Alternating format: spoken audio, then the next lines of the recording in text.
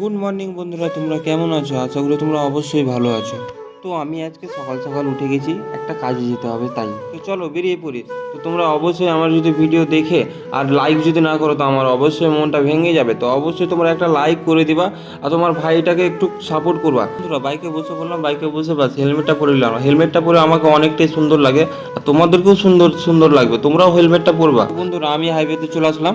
হাইওয়েতে এসে সকাল সকাল এই সুন্দর দেখে একটা ভিউ তোমাদেরকে আমি দেখাচ্ছি। দেখো কত সুন্দর লাগছে। তো তোমরা এই কমেন্টে অবশ্যই জানো এই জায়গাটা কোথায় আছে। আর এর মধ্যে এখানে দেখো একজন মাছ ধরছে। মাছ ধরতে আমিও খুব ভালোবাসি, আমাদের গ্রামের বাড়িতে আমি অনেক মাছ ধরতাম।